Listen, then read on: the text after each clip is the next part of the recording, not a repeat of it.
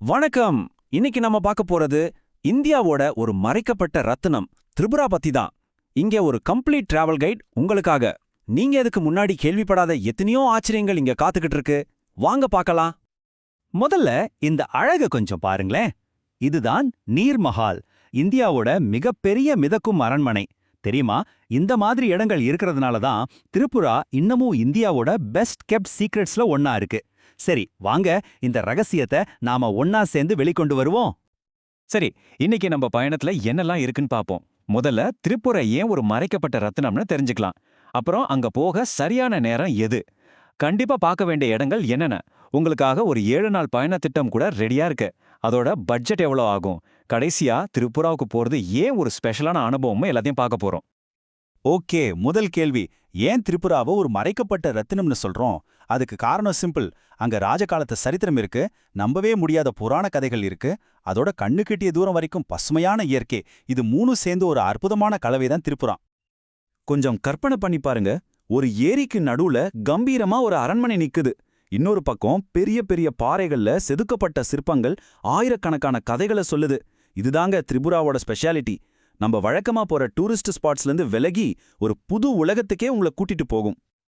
இப்பவே திரிபுராவோட அழக நினைச்சு பார்க்க ஆரம்பிச்சிருப்பீங்க இல்லையா? ஆனா அங்க போகணும்னா எப்ப போறது பெஸ்ட்? அதுதானே அடுத்த கேள்வி. வாங்க, உங்க பயணத்துக்கு சரியான சீசனை நாம இப்ப கண்டுபிடிக்கலாம். திரிபுராவை நீங்க முழுசா என்ஜாய் பண்ணணும்னா அக்டோபர்ல இருந்து மார்ச் வரைக்கும் இருக்கிற குளிர்காலம் தான் பெஸ்ட் டைம். அப்போதான் வெதர் ரொம்ப இதமா ஜாலியா ஊர் சுத்துறதுக்கு சூப்பரா இருக்கும். உங்க ட்ரிப்பை இன்னும் ஸ்பெஷல் ஆக்கணுமா? அப்போ ஒரு ஐடியா. திரிபுராவோட கல்ச்சரை நேரடியா பார்க்கணும்னா இந்த ஃபெஸ்டிவல்ஸ் டைம்ல உங்க ட்ரிப்பை பிளான் பண்ணுங்க. உதாரணத்துக்கு, ஜனவரியில தும்பூர் ஏரியால பௌஸ் சங்கராந்தி மேளா நடக்கும், ஜூலைல கர்ச்சி திருவிழா, அப்புறம் தீபாவளி சமயத்துல திரிபுரா சுந்தரி கோவில்ல மேளா. இதுல ஏதாவது ஒண்ணுல கலந்துக்கிட்டீங்கன்னா அது உண்மையிலே ஒரு மறக்க முடியாத அனுபவமா இருக்கும். சரி, இப்ப ரொம்ப முக்கியமான ஒரு பகுதிக்கு வந்திருக்கோம். திரிபுரால நீங்க மிஸ் பண்ணவே கூடாத இடங்கள், அனுபவங்கள் என்னென்னு பார்க்கலாமா?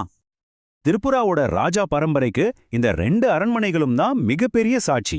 ஒன்னு அகர்தலாவோட இதயத்துல இருக்கிற கம்பீரமான உஜ்ஜயந்தா அரண்மனை, இன்னொன்னு ருத்ரசாகர் ஏரிக்கு நடுவுல மிதக்கிற நீர் மஹால்.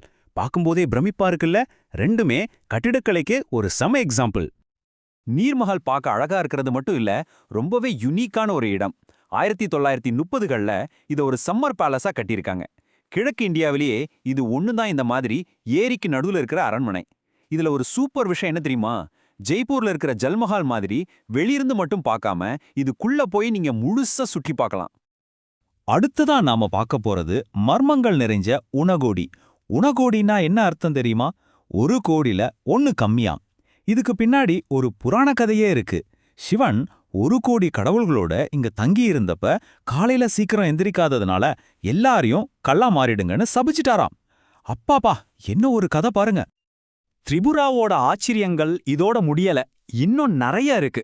51 சக்தி பீடங்கள்ல ஒன்னான திரிபுரா சுந்தரி கோயில், அப்புறம் திரிபுராவோட காஷ்மீர்னு சொல்லப்படுற ஜம்புய் மலைகள், படகு சவாரிக்கு செம்மையா இருக்கிற தும்பூர் ஏரி, ஏன் இந்தியா பங்களாதேஷ் பார்டர்ல நடக்கிற கொடியிறக்க விழா வரைக்கும் பார்க்கறதுக்கே இடங்கள் வரிசை கட்டி நிக்குது.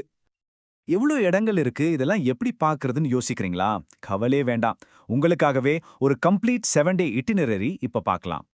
பாருங்க, இந்த பிளான் படி போனீங்கன்னா முதல் நாள் அகர்தலால ஆரம்பிச்சு உஜ்ஜைந்த அரண்மனையெல்லாம் பார்த்துட்டு அடுத்தடுத்த நாட்கள்ல உதய்பூர், நீர்மஹால், உணகோடி, கடைசியா ஜம்புய் மலைகள் வரைக்கும் போயிட்டு நிதானமா எல்லா முக்கிய இடங்களையும் கவர் பண்ணிடலாம். ரொம்ப லாஜிக்கலா பிளான் பண்ணிருக்கு இல்லையா?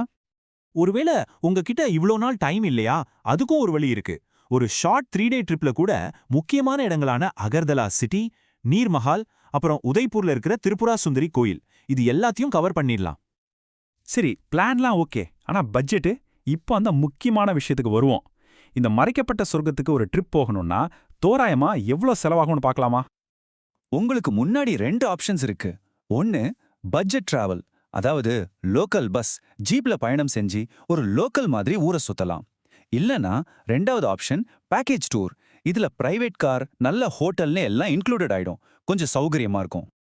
இப்போ ஒரு பேக்கேஜ் டூர் எடுக்கிறீங்கன்னு வச்சுக்கோங்க.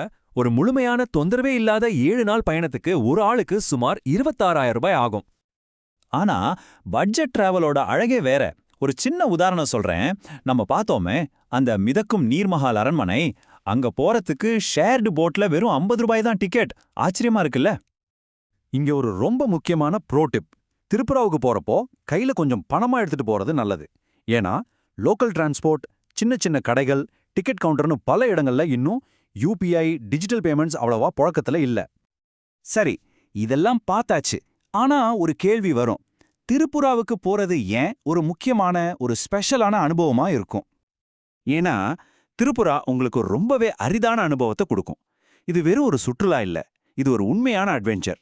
இங்க ராஜா காலத்து வரலாறும் இன்னைக்கும் உயிர்ப்போடு இருக்கிற புராணங்களும் இன்னும் யாரும் தொடாத தூய்மையான இயற்கையும் ஒன்னா கலந்திருக்கு. இது நிறைய பேர் இன்னும் பார்க்காத இந்தியாவோட ஒரு புது முகத்தை உங்களுக்கு காட்டுற ஒரு அழைப்பு. இப்ப கேள்வி ஒண்ணுதான், நீங்க இதுவரைக்கும் பார்க்காத அந்த இந்தியாவை எப்ப பார்க்க போறீங்க?